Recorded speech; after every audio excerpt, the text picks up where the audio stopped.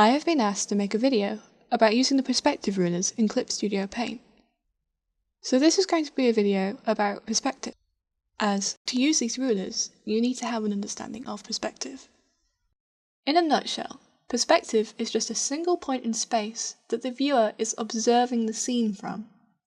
You know when someone says, get some perspective, or try to think about it from their perspective?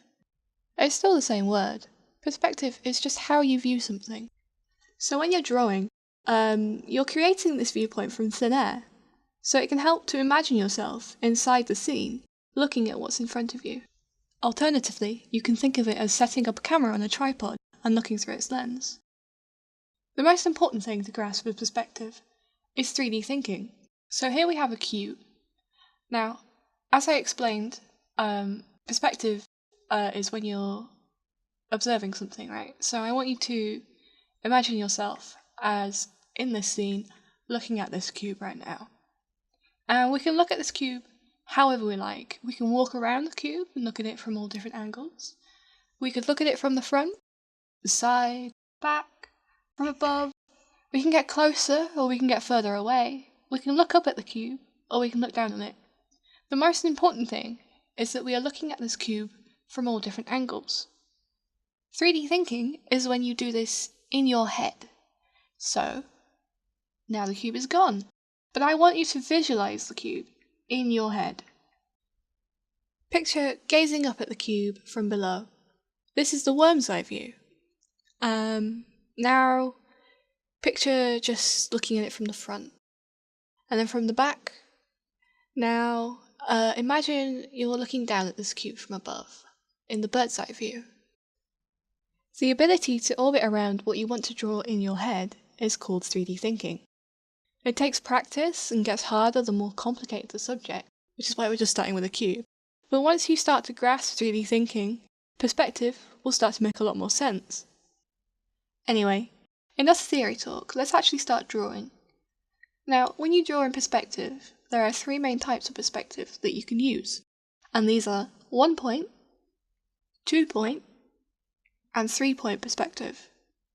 You may have noticed that I didn't use any guides or rulers for this, so how do I know they're in that perspective? Well, let's have a look at these cubes. First, these lines, and these lines are all parallel lines. However, the other lines are not. All those lines are converging lines, which means that if I were to keep extending those lines out, they will eventually meet up and form a point. That's what 1, 2, 3 point refers to, as how many converging points there are. Now we're going to bring out the rulers. What the rulers do is follow along those converging lines for us, like so. Notice how there is a blue line connecting our converging points. This is the horizon line, or also known as the eye level. Remember how we talked about 3D thinking and looked at that cube earlier? If you bring the horizon line down, you lower your eye level and position yourself closer to the ground.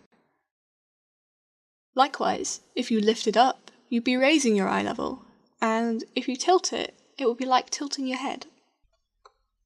Now I recommend that you freehand your perspective wherever possible, especially when using the rulers in Clip Studio Paint. The reason for this is if you don't have a sketch or anything to follow when you're setting up these rulers, it's hard to position them right and you'll end up with some pretty weird and warped perspective. And also, it's quicker. If you can sketch roughly in perspective without any guides, you only need to use the rulers to make corrections. Also, they are rulers. All of your lines will snap to them, which is not much use if you're trying to draw a curve or a figure. So, hopefully, after watching this video, you have a better understanding of what perspective is, and how you can use it. So to practice this, there's a couple exercises that you can do. The first exercise is to draw a cube. No guides, rulers, etc. Just draw a cube.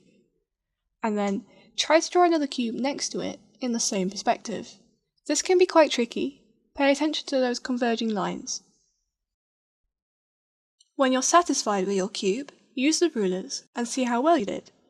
Then you can review your mistakes, and you'll gain a better understanding of how perspective works. The other exercise to do is, if you find yourself struggling with 3D thinking, do some still lifes.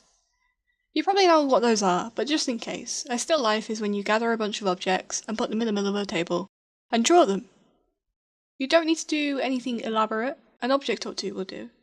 Sketch it from one view, really take in what you're looking at, then move to another spot and do it again.